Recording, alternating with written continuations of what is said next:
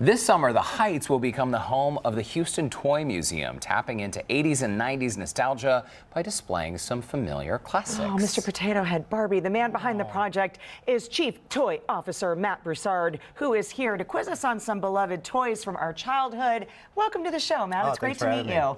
This is really cool. Before we get into the game, though, this is going to be coming up on 19th Street in the Heights. Why did you and your wife want to do this?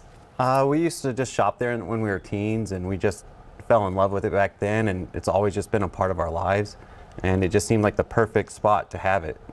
And what's cool about these toys from our childhood, there's a photo of you along with your wife. I mean, the nostalgia, the memories that come flooding back when we see some of these toys. What do you hope visitors to the museum will walk away with? I hope they walk away with just like a reconnection with their childhood and the ability to be able to have conversations across generational gap, to be able to really get on the same subject. Yeah, it's so super cool. I think too, when you think about this, we often say they don't make toys like that anymore. How did you come across some of these things from the different decades? Well, it first started with just toys from my own childhood, okay.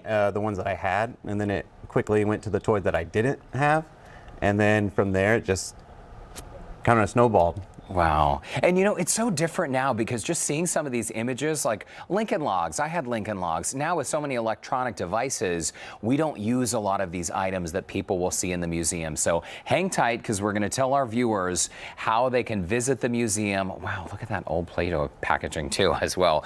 But in the meantime, before we tell our viewers how and when they can go see you, you've devised a little game for us, Matt. What are we doing here? So basically, the game is Guess the Classic Toy Quiz. Okay. And I'll give you information about it, and then we have to guess. Yeah. Okay. A, B, and C. Okay, so let's start with number one. Go for it. The first one, this toy actually incited some riots in the 1980s because the demand wasn't. Cabbage Patch? My Little Pony. Well, it's a Rubik's Cube. You only get one guess, Courtney. No, there's a multiple choice. Yeah, it's multiple choice. Oh, okay. So A is American Girl doll. Okay. B is Cabbage Patch Kid. And C is a yo-yo. B. I would say Cabbage Patch as well. Let's see. I think I get extra points because I said it without even knowing it was multiple choice. That's awesome. I didn't even get to the multiple choice. Wow. And this is the one that went to space as well, right?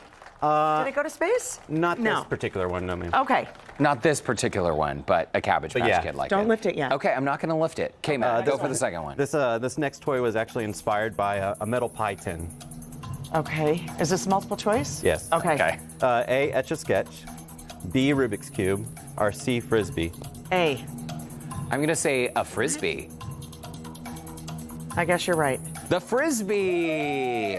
Because when in a pinch, you could use a pie tin as a Frisbee, couldn't you? Yeah. I can imagine that. Okay, very nice. I love a good Frisbee. I also loved a boomerang. Did anyone have a boomerang? Mine never came back. Mine didn't either. I lost it a long time ago. Okay, the third one, Matt. The third one is, this has a trademark smell. It's either A, Care Bears, B, Silly Putty, or C, Play-Doh. Silly Putty. Play-Doh. Let's see. Play-Doh! Silly Putty does have a weird It does, smell. yeah, it does have a.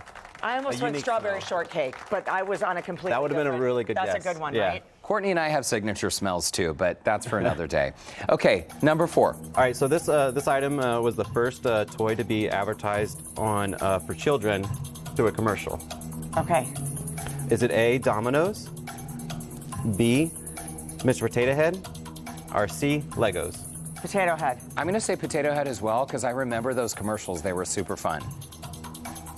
Mr. Potato Head. Wow, he looks different. I don't remember him looking like that. So the original Mr. Potato Head actually used a potato, but parents got tired of finding rotten potatoes all over their house. So no way. came out with the plastic one. Okay, so apparently we're tied. This is the tiebreaker. All right, Matt. All right, this game debuted in 1966 with Johnny Carson on The Tonight Show, and he played it with a guest. It's either A, Twister, B, Monopoly, or C, the Magic 8 Ball. Oh, I'm going to say Twister. Yeah. Was that A? I don't know. Yeah, A. Twister! What happens if we both win? I I don't know. We get to play Twister. Everybody's a winner at Houston Life. Matt Broussard, this is super cool. And you actually have a Kickstarter that ends on Friday. Yeah. You're raising money to help get this museum off the ground. Yeah, and there's still opportunity to go to that and get some of the rewards for your donations, such as T-shirts, stickers, year membership, or unlimited entry.